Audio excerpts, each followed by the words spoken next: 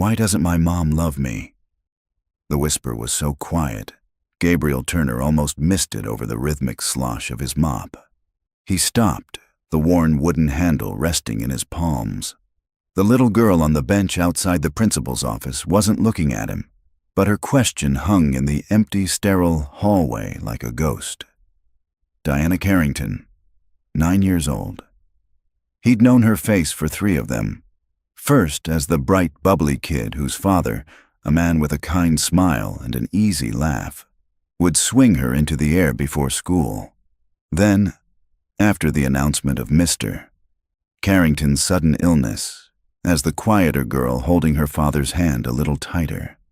And for the last year since the funeral, as this, a silent little shadow, shrinking in on herself.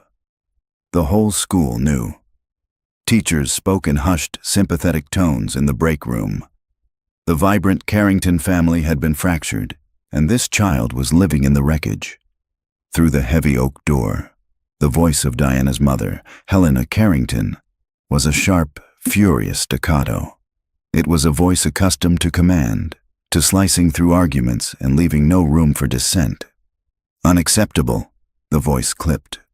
"Her performance is a reflection of this institution, and I assure you, my daughter will not be the face of your failure."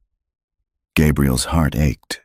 He looked at Diana, her small hands clutching a book she wasn't reading, her shoulders slumped. He saw the ghost of another little girl, one with his eyes and his late wife's smile. He pushed the memory down, the ever-present lump in his throat. He knew this kind of pain. He lived in its shadow. He knelt, the worn fabric of his work pants pressing against the cold linoleum. He kept his voice as soft as her whisper. "When a person's heart gets a big hole in it," he began, watching her carefully, "they can forget how to hold on to the people they love most. Their hands get clumsy, and they might even push them away." Diana's head tilted, her large, tear-filled eyes finally looking at him. For the first time in a long time, someone wasn't telling her to try harder or be better. They were just explaining the rain. He continued, his voice barely audible. "It's not because they don't love them. It's because they're terrified the hole will swallow them too." The principal's door flew open, and Helena Carrington stood there, a figure of immaculate, expensive tailoring and barely contained rage. Her sharp eyes, the color of storm clouds, took in the scene. Her daughter, her silent, failing daughter, talking to the janitor. Her face hardened, a mask of cold fury snapping into place. "Diana, we're leaving." Her voice was like ice. Diana flinched and rose immediately, her small book clutched to her chest like a shield. She didn't look at Gabriel again, just fell into step behind her mother, a tiny ship caught in the wake of a destroyer. Helena stopped and turned to Gabriel, who was slowly getting to his feet. Her gaze swept over his gray overalls, the scuffed work boots, the name Gabe stitched on his breast pocket. It was a look that dismissed his entire existence in a single, cold glance. "My daughter's well-being is handled by professionals," she said, her tone leaving no room for argument. "Your job is to handle the floors. Make sure you don't confuse the two again." She didn't wait for a reply.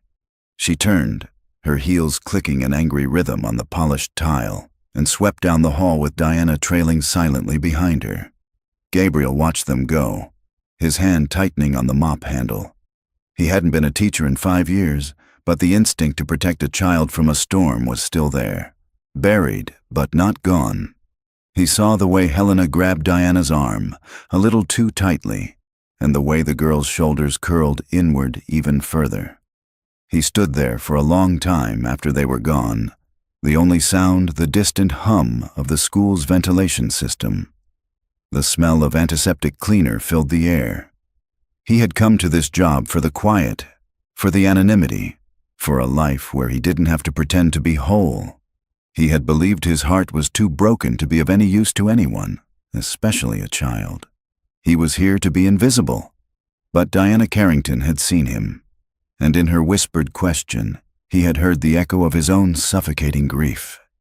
He picked up his mop and pail, the water now cold and gray. He worked his way down the hall, erasing the day's scuffs and footprints, but he couldn't erase the look in the little girl's eyes. He knew he should listen to Helena Carrington's warning. He should just be the janitor. He should keep his head down, stay in the shadows, and let the professionals handle it. But as he cleaned the floor where a mother's anger and a daughter's pain had collided, he made a silent promise. He wouldn't try to fix the hole in Helena Carrington's heart, but he'd be damned if he'd let it swallow her daughter too. He didn't know how, but he knew he couldn't just walk away. The invisible man had to do something. The next few days passed in a haze of ammonia and echoing silence. Gabriel went about his duties with a practiced efficiency, his mind miles away from the floors he polished. He kept his eyes open, watching from the periphery. He saw Diana in the lunch line, moving like a ghost through the chaos of laughing, shouting children. He saw her at recess, sitting on a bench under the great oak tree at the edge of the playground, her nose in a book, creating a fortress of solitude around herself. She never played with the other kids. She just watched. He knew Helena's warning had been absolute. One more misstep and he'd be out of a job, and more importantly, out of this small, quiet orbit around the girl who needed help. He couldn't talk to her again, not directly.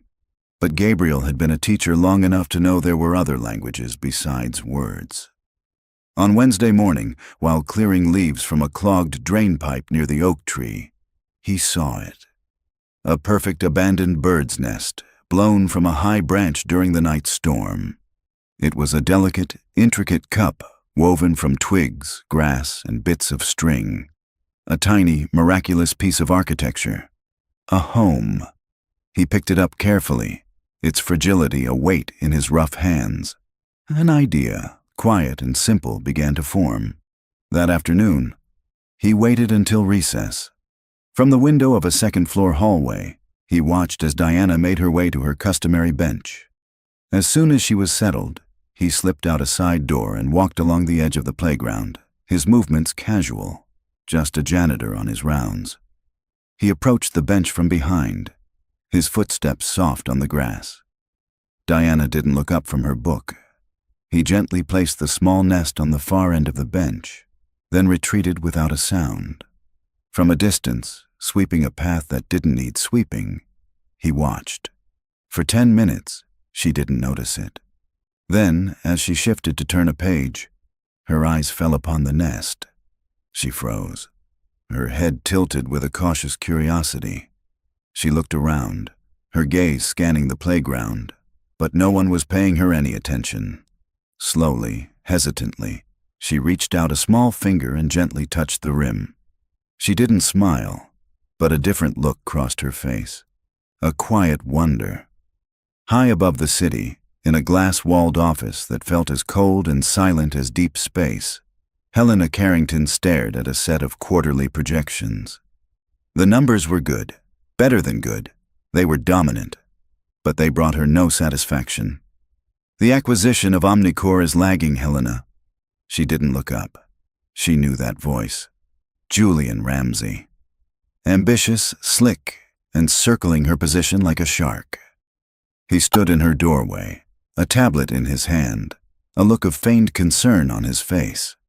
The timeline is aggressive, Julian, not lagging, she said, her voice flat. Your team is simply not meeting the benchmarks. My team feels there's a lack of clarity coming from the top, he countered, stepping into the room. A certain distraction. The board is getting nervous. They need to see you're focused, especially now. Helena finally lifted her eyes from the screen, her gaze so sharp it could have cut glass. Are you speaking for the board, Julian, or are you just trying on the chair for size? A flicker of anger crossed his face before being replaced by a placid smile. Just looking out for the company.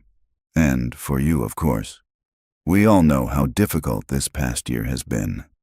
It was a veiled threat, wrapped in the language of sympathy. He was using her grief as a weapon. The old Helena, the one before the diagnosis and the hushed hospital rooms, would have eviscerated him. The new Helena felt a wave of exhaustion so profound it almost buckled her, but she didn't let it show. "My focus is right where it needs to be," she said, her voice dropping to a dangerous low. "Make sure yours is too. Meet the benchmarks. Now get out of my office." He held her gaze for a moment, then gave a slight, deferential nod and backed away, the predator retreating for now.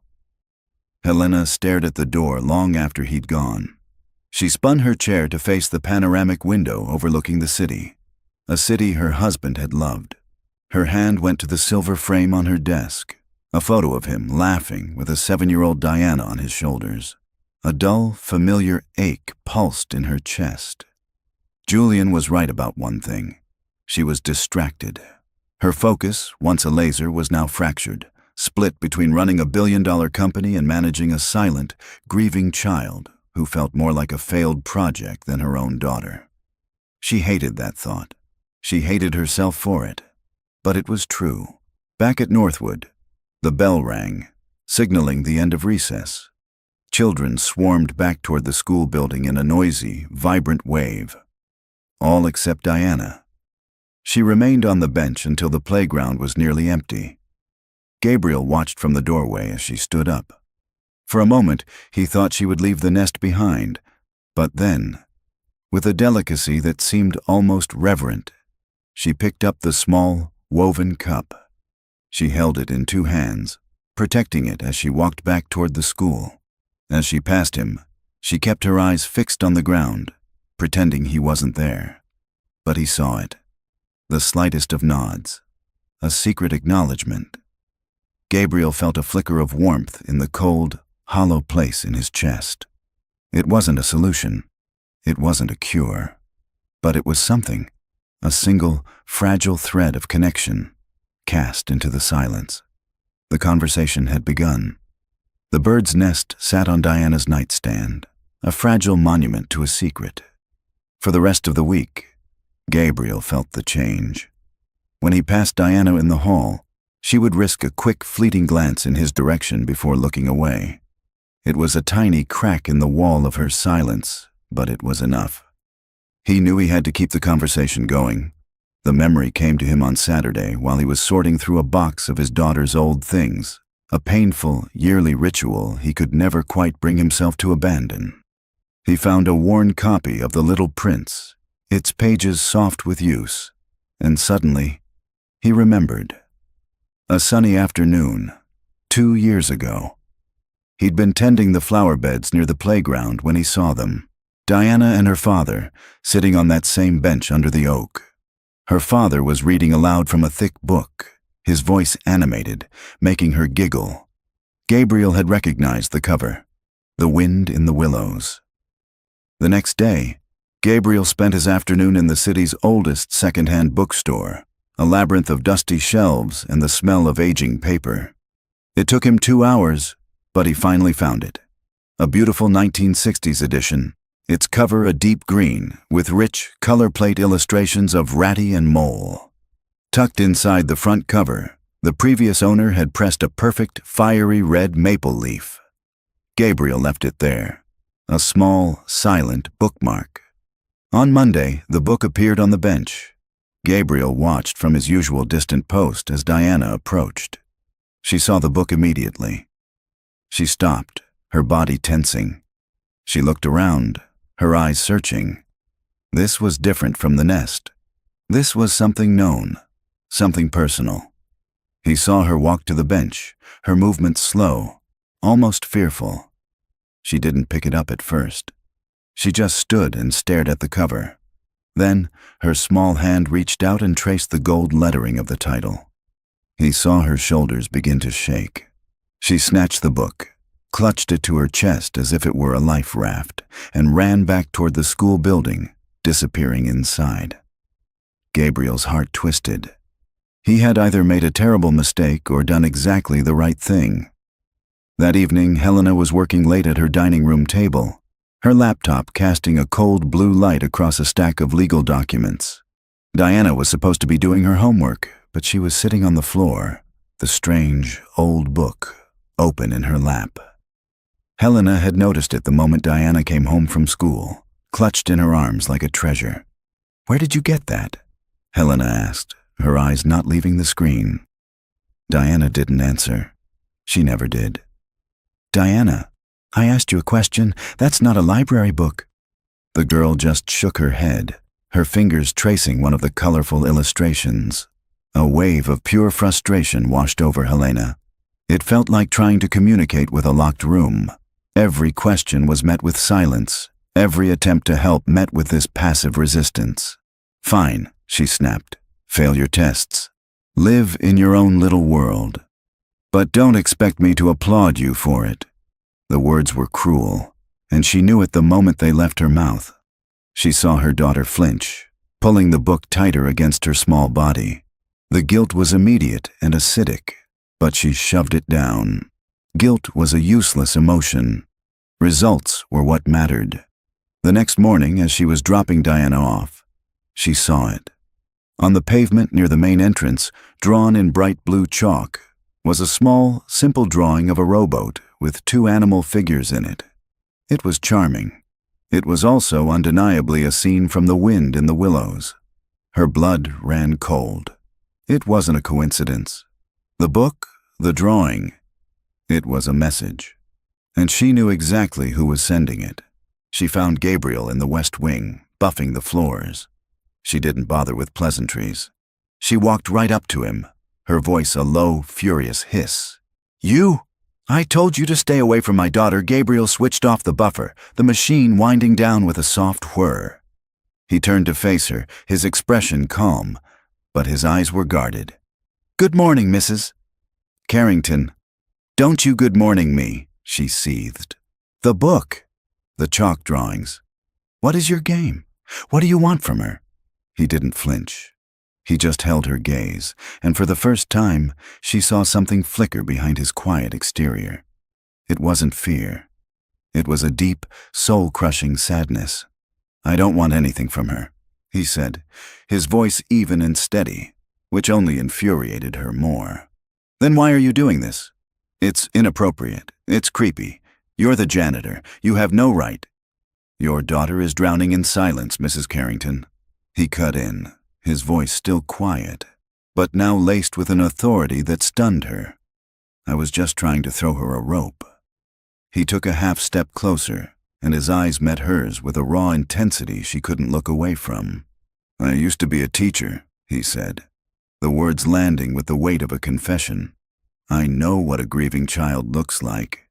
Helena froze, the angry retort dying on her lips. The sentence hung in the air between them, completely rearranging the world. The janitor, the man she had dismissed, threatened, and looked down upon. He was a teacher. The revelation was so unexpected, so entirely out of place, that for the first time in a very long time, the formidable Helena Carrington was left utterly, completely speechless. Helena stared at him. The words echoed in the empty corridor, completely short-circuiting the pathways of her anger. A teacher, the quiet janitor who smelled faintly of pine cleaner and sawdust, had the steady, knowing eyes of an educator, of someone who understood children. It didn't compute.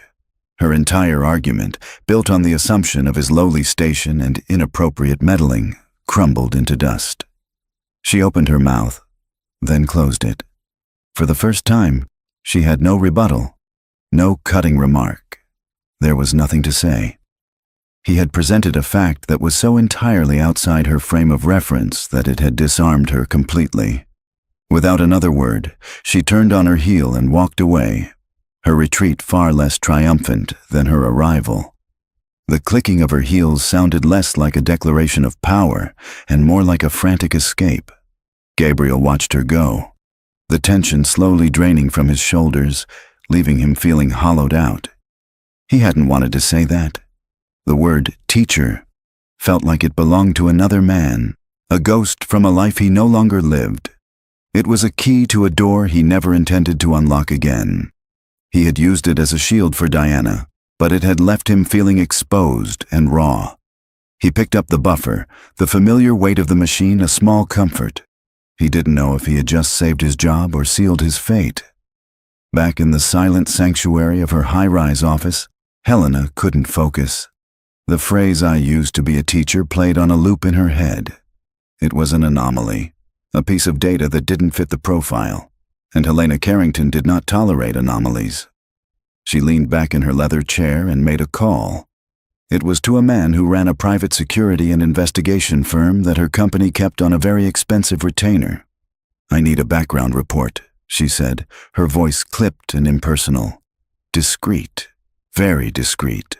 The name is Gabriel Turner. He's an employee at Northwood Preparatory Academy. Of course, Ms. Carrington. Any specific area of focus?" "Employment history," she said. "Education.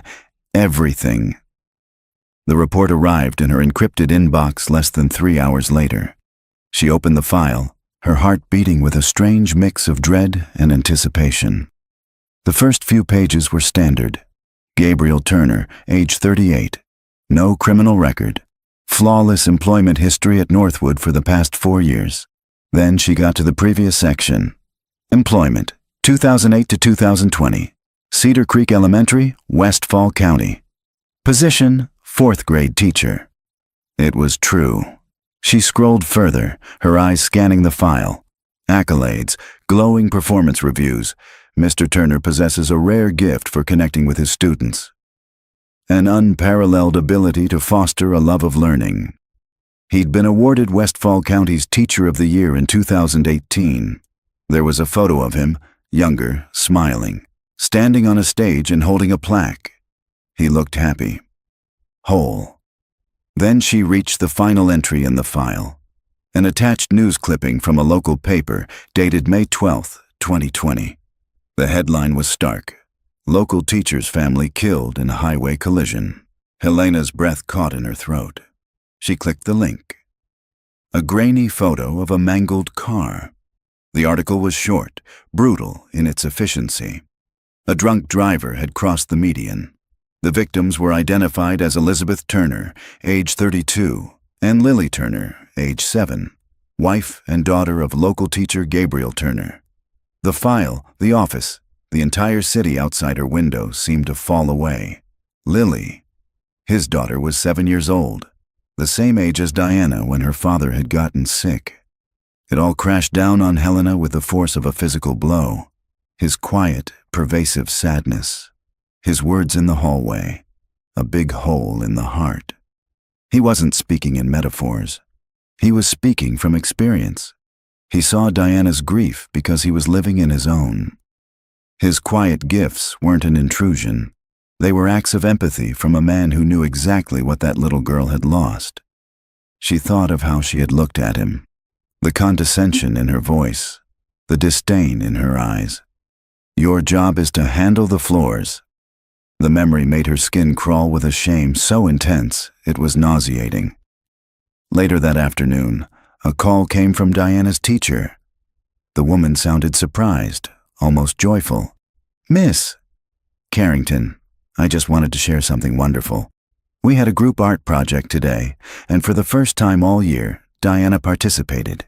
She didn't speak, of course, but she used chalk to draw the most beautiful mural on the paper for her group. She was collaborating." It was a major breakthrough. Helena hung up the phone, her hand trembling slightly. Chalk. The connection was undeniable. While she had been pushing, prodding, and punishing, Gabriel Turner had been quietly, gently, building a bridge. That night, Helena sat alone in her office long after the rest of the building had gone dark. The city lights twinkled below, a sea of indifferent stars. On her computer screen, she had pulled up the news clipping again. Next to it, she had the Teacher of the Year article open. She toggled between the two images, the smiling, vibrant man on the stage, and the small, blurry photo of a 7-year-old girl named Lily, a girl who would be 12 now. For the first time since her husband's death, Helena Carrington felt the ice around her heart not just crack, but ache. She looked at the photo of her own husband and Diana on her desk, and for a moment, she didn't see a memory to be conquered. She saw a reflection of a pain so profound she had refused to truly face it, and she realized the janitor she had threatened to fire was, in almost every way that mattered, stronger than she was. The next morning, Helena Carrington did something she hadn't done in months. She made Diana breakfast. Not the sterile bowl of pre-portioned organic granola her housekeeper usually set out, but scrambled eggs, slightly burnt at the edges. She worked with a clumsy, unfamiliar rhythm. Diana watched from the table, her expression unreadable. The silence between them was different this morning. It was no longer just an absence of words, but a space heavy with things Helena didn't know how to say. "I'll drive you to school today," Helena announced, her voice a little too bright. Diana simply nodded. She walked her daughter to the front entrance, a sea of other parents offering brief, respectful nods to the well-known CEO. But Helena's eyes were scanning the grounds, searching. After Diana disappeared inside, Helena paused, took a deep breath as if preparing for a hostile takeover, and walked back into the school. She found him in the small, neglected greenhouse at the back of the property, a place most students and staff had forgotten existed. He was gently repotting a struggling orchid. He looked up as her shadow fell over him, his body immediately tensing, his hands stilling in the soil. He was expecting a fight. Helena stopped a few feet away, her arms crossed, a shield against her own vulnerability. "I looked you up," she said. The words were blunt, factual. An admission, not an apology. Gabriel straightened up slowly, wiping his hands on a rag.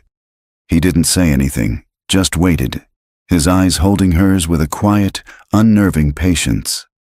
The silence stretched. She had prepared a dozen speeches in boardrooms, dismantled powerful opponents with a few well-chosen words. But here, in a dusty greenhouse that smelled of damp earth, she was at a loss. "My assessment of your character," she began, the words stiff and formal, "was inaccurate. I misjudged the situation." For a woman who had never willingly admitted a mistake, it was the closest she could get to, "I'm sorry." Gabriel gave a slow, deliberate nod. "You saw a janitor, Mrs. Carrington." It's an easy mistake to make. There was no accusation in his voice, but the simple truth of it landed like a stone. She had judged the cover, not just of a book, but of a man's entire life. She took an involuntary step closer. "The teacher called yesterday," she said, her voice dropping, losing its corporate edge. "About Diana, the art project, the chalk." She looked at the fragile orchid in his hands. "Whatever you're doing, it's working, and what I'm doing isn't." The admission hung in the humid air, raw and real. "I don't know how to reach her," she confessed, the words tasting like ash in her mouth. "I read parenting books like their quarterly reports. I hire the best tutors, the best therapists, and all it does is push her further away. I'm failing her." She finally looked at him, her carefully constructed mask of control completely gone, replaced by a desperate plea. "I need your help." Miles away, Julian Ramsey sat in his own silent, minimalist office, a smug smile playing on his lips. On his screen was the preliminary report from his investigator. A few grainy photos. The first was of Helena Carrington, CIO of a multi-billion-dollar firm, standing in a school garden in the middle of a weekday morning. The second was a close-up of the man she was talking to, the janitor. Julian chuckled. This was better than he could have hoped for. The board was already wary of her emotional state. This was a gift, a powerful woman, neglecting her duties to have clandestine meetings with a menial laborer. It was the perfect narrative. He picked up his phone and dialed the chairman of the board. "John, it's Julian," he said, his voice laced with manufactured concern. "I'm afraid we have a situation with Helena we need to discuss." Back in the greenhouse, Gabriel stared at Helena. The most powerful woman he had ever met was asking him for help, her eyes stripped of all their armor. He felt the old, familiar panic rising in his chest. He had run from this, He had buried his skills, his instincts, his entire past because it was tied to a pain so immense he feared it would break him again. Helping Diana from the shadows was one thing. Stepping into the light, into their lives, was another. It meant facing the ghost of the teacher he used to be. It meant opening his own scarred heart. He looked past Helena, through the grimy glass of the greenhouse, and saw the playground. He pictured Diana on her bench. Then, unbidden, came the image of another little girl with dark, curly hair, laughing as he pushed her on a swing. Lily. The risk was enormous. Getting involved could cost him his job, his peace, what little was left of his heart. But looking at the desperate mother in front of him, he thought of the silent little girl. He thought of the rope. He took a slow breath, the scent of orchid soil filling his lungs. "What?" he asked, his voice low and heavy with the weight of the decision. "Did you have in mind?" The question hung between them, heavy and uncertain. Helena, a woman who commanded rooms and dictated strategy, looked utterly lost. "I don't know," she admitted, the words feeling foreign on her tongue. "That's the problem. I've exhausted every strategy, every specialist. I just know that for the first time in a year, my daughter connected with something. With you." Gabriel looked away from her intense gaze, his eyes falling on the rows of seedling trays. He was a janitor. He cleaned up messes. He wasn't equipped for this. But the ghost of the teacher in him knew that the most complex problems often required the simplest first step. "Then we have to start there," he said quietly. "Not with tutors or therapy schedules, just with her. I need to see you together, not as a CEO and her project, but just as a mother and a daughter." He hesitated, the plan forming as he spoke. "This Saturday. Go to the park, the one with the duck pond. Don't try to get her to talk. Don't ask her about school. Just be there. I'll meet you." Helena blinked. "The park? What will that accomplish?" "I don't know," Gabriel answered honestly, "but I can't understand a language I've never heard." I need to listen to her silence. The air at the park on Saturday was crisp and bright, but the atmosphere between the three of them was thick with awkwardness. Helena was dressed in stylishly casual clothes that still looked like a uniform. She was trying so hard it was painful to watch. "Look, Diana, a swing set. Do you want to swing? I can push you. We can see how high you can go," she said, her voice strained with forced enthusiasm. Diana shook her head, shrinking closer to the bench. "Okay, the slide then? It's very tall. That looks like a challenge." Gabriel watched from a few feet away, leaning against a tree. He saw what Helena didn't. Diana wasn't looking at the playground at all. Her gaze was fixed on the pond, where a flotilla of ducks was gliding across the water. Helena's shoulders slumped in defeat.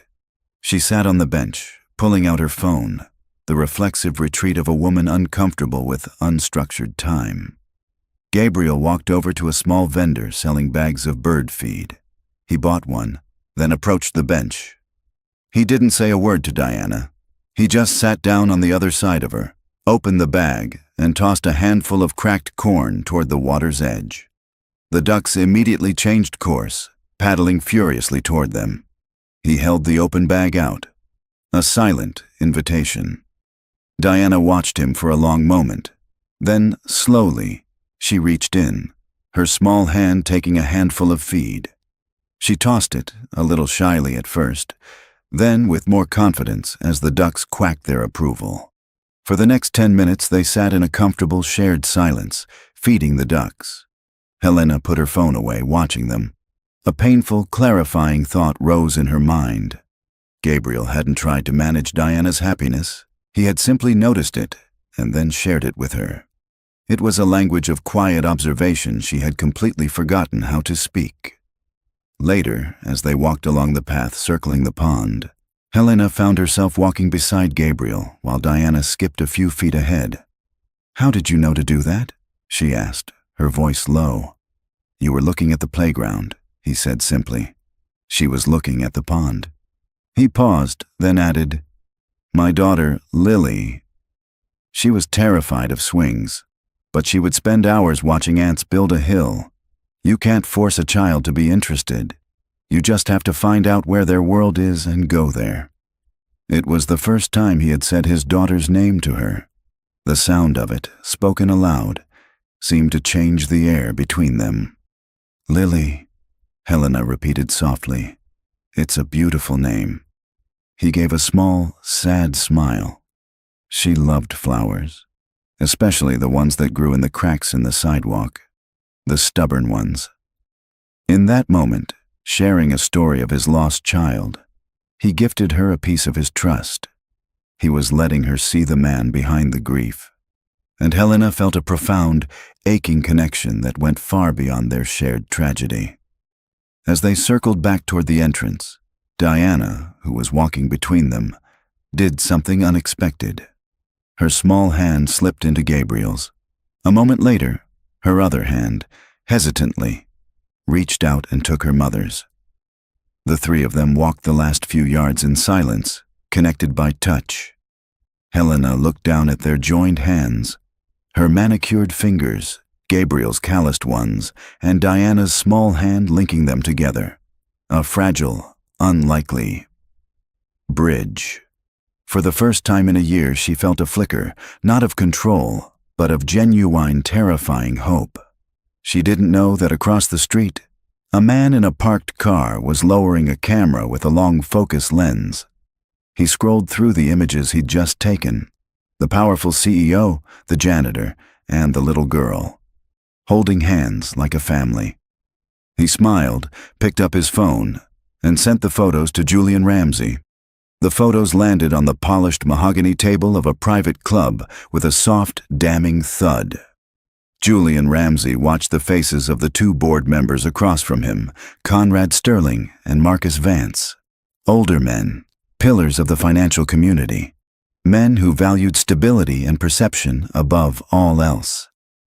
This was Saturday, Julian said, his voice a low, concerned murmur, while the Omnicore deal was hitting a critical snag. Our CEO was at a public park with her daughter, and the janitor from her daughter's school. Conrad Sterling, a man with a face like a clenched fist, picked up a photo of the three of them holding hands. Who is this man? Gabriel Turner, former elementary school teacher, left the profession under a cloud 5 years ago after a family tragedy. Now he cleans floors for a living, Julian said, carefully curating the narrative. Look, I have sympathy for Helena, we all do, but her grief is clearly affecting her judgment. She's becoming erratic, forming inappropriate attachments. This isn't the behavior of a leader. It's a liability. Marcus Vance, shrewder and more cautious, looked from the photos to Julian. What are you suggesting, Julian?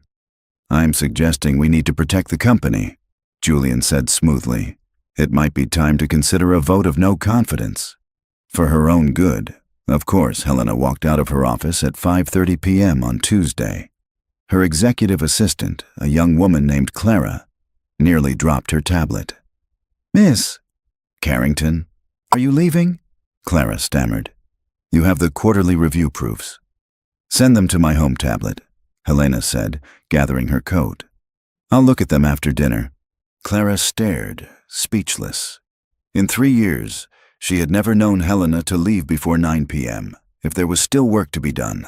The change was real, but it was fragile. That night, feeling a surge of hope from their weekend at the park, Helena made a critical miscalculation. She found Diana in her room, looking at the book Gabriel had given her.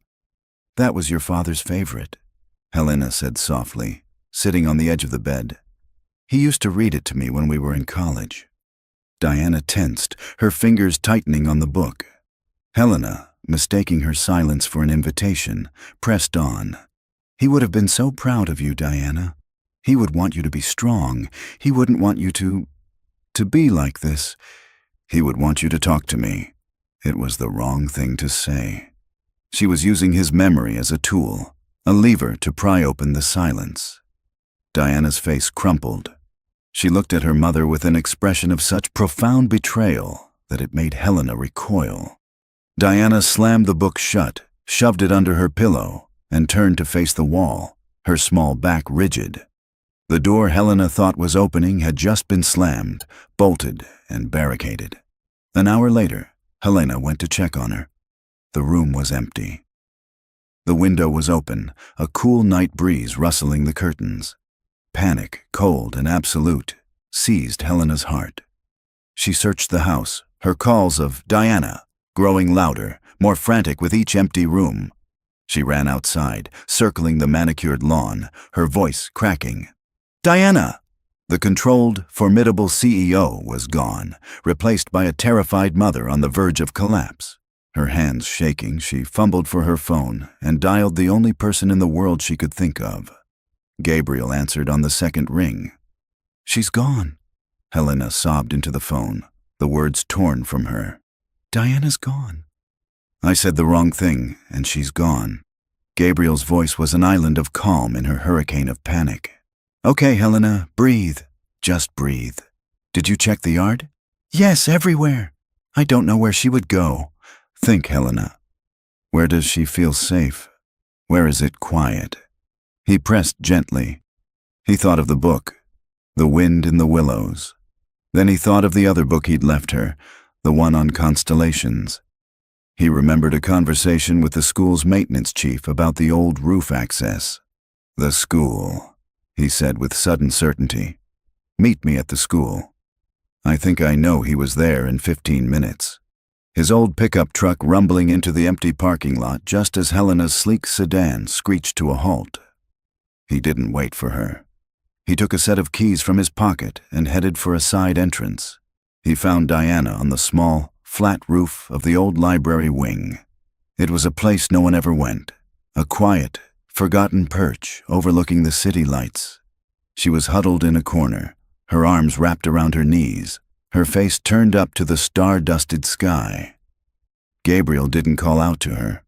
He walked over slowly and sat down a few feet away, following her gaze. "That one there," he said softly, pointing. "That's Cassiopeia. It looks like a big W. Lily used to say it stood for wonderful." He sat with her in the cold, windy silence for 10 minutes before Helena, her face pale and tear-streaked, finally emerged onto the rooftop. She stopped dead when she saw them. Her daughter, safe, sitting beside the janitor, bathed in the soft glow of the city, looking at the stars. The relief was so powerful it buckled her knees. She leaned against the door frame, all the fight, all the anger, all the rigid control draining out of her, leaving only a vast, aching emptiness. Gabriel looked over and gave her a small, reassuring nod. Diana turned her head, her eyes meeting her mother's across the rooftop. There was no anger in her gaze, just a quiet, weary question. Helena stood there, trembling, the mother and the CEO, her past and her future, all colliding under the silent, watching stars. She knew this was it, the breaking point. She had to find the right words, and she had absolutely no idea what they were. Helena's world narrowed to the few yards of gravelly rooftop separating her from her daughter.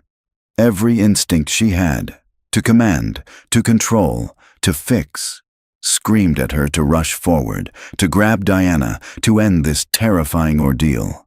But she didn't. She saw the fragile piece Gabriel had created, and for the first time, she was wise enough not to shatter it.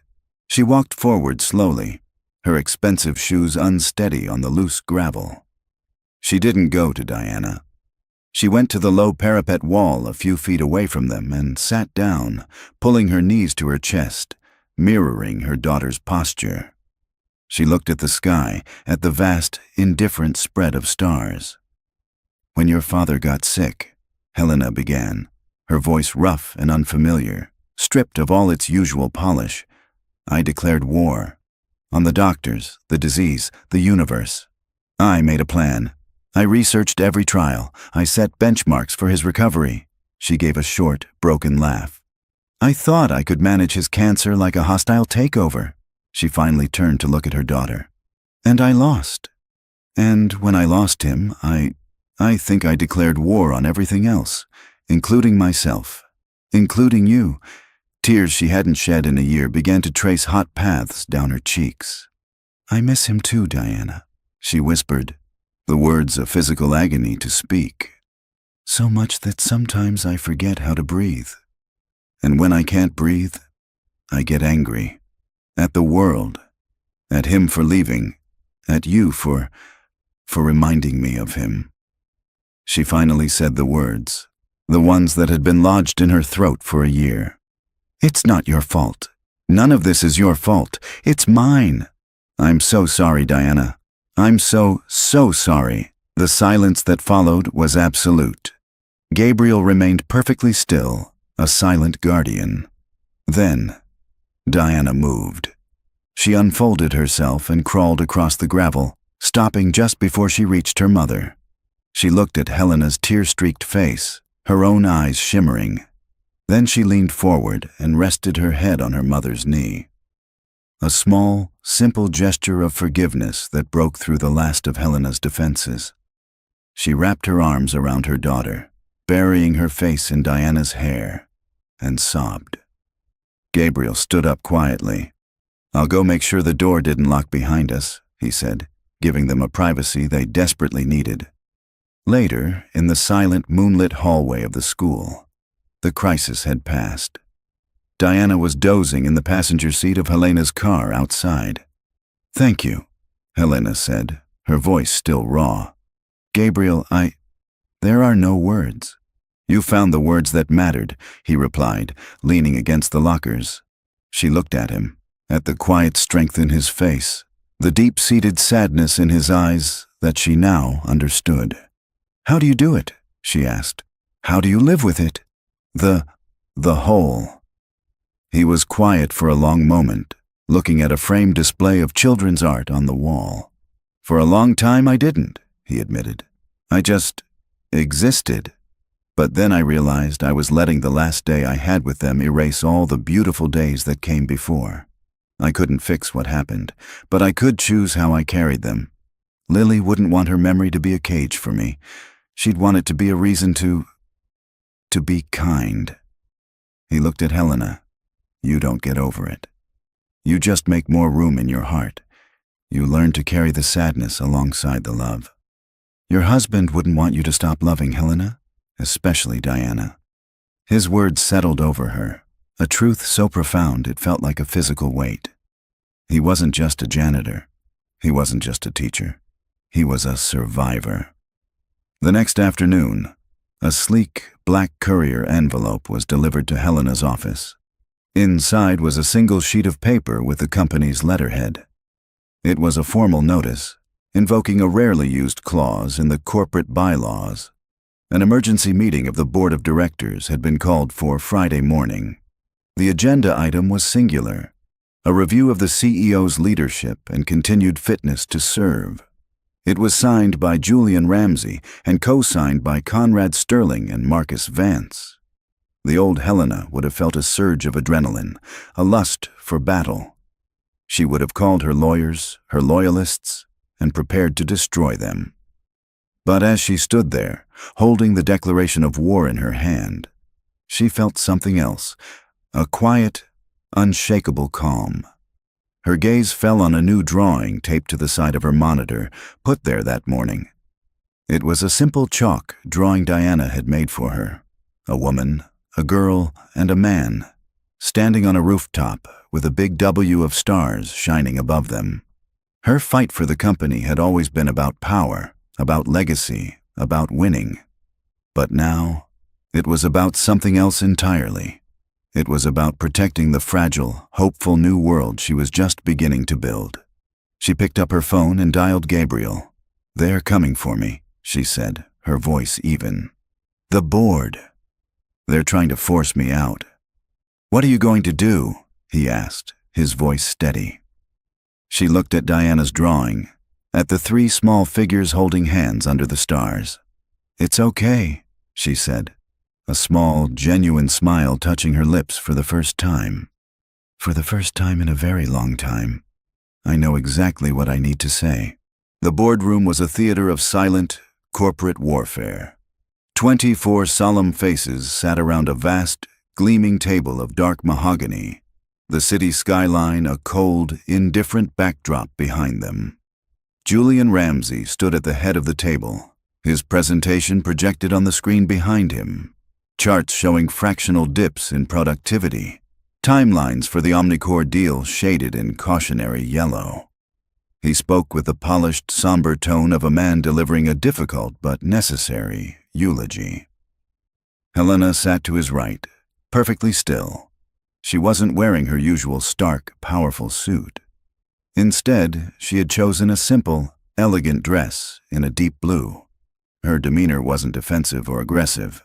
It was one of profound, unnerving calm. She let Julian talk, let him build his cage of data and innuendo. And while we all have the deepest sympathy for Helena's personal struggles, Julian said, his voice dripping with false sincerity, we have a fiduciary duty to this company, and her recent behavior has forced us to question her focus, her judgment. He clicked a button. The charts vanished, replaced by a photograph. It was the one from the park. Helena, Gabriel, and Diana, holding hands. It was followed by another. Helena and Gabriel in the school garden. This is Gabriel Turner, Julian announced, his tone condescending, the janitor at her daughter's school. While a multi-million-dollar acquisition hangs in the balance, our CEO has been spending her time, both on and off the clock, in the company of maintenance staff. This is not leadership. It is a catastrophic lapse in judgment. I am therefore calling for a vote of no confidence. He continued, but Helena was no longer listening. She was looking at the photo on the screen. She saw the three of them, a fragile, hopeful trio. Julian saw liability. She saw her salvation. When he finally finished, a tense silence filled the room. All eyes turned to her. She let the silence hang for a moment longer. Then she rose to her feet. Mr. Ramsey is correct about one thing, she began, her voice quiet, but carrying to every corner of the room. I have been distracted. A murmur went through the board. Julian's lips curved into a triumphant smirk. For the past year, Helena continued, her eyes sweeping across the faces at the table, I have been operating under the illusion that grief was an inconvenience to be managed, an inefficiency to be optimized. I tried to run this company and my own life with the same cold, brutal force of will that I always have. And in doing so, I was failing, miserably, not just as a CEO, but as a human being, as a mother. She turned her gaze to the photo on the screen. The man in that photograph is Gabriel Turner. And yes, he is a janitor. He is also a former Teacher of the Year.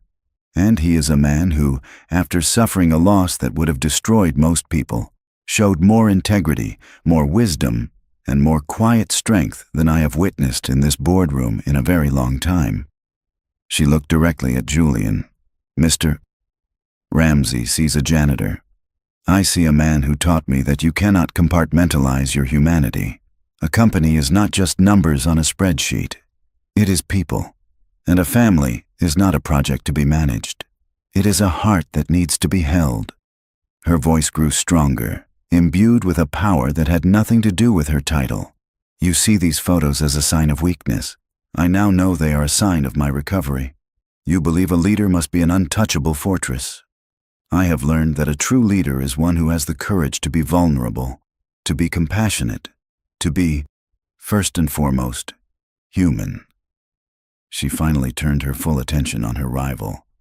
Mr. Ramsey sees loss as a weakness to be exploited for his own ambition. He sees kindness as a liability. He would have you believe that a heart is a dangerous thing to have in a CEO. I am telling you, it is the only thing that qualifies you for the job. So, yes, hold your vote, but know that you are not voting on my competence.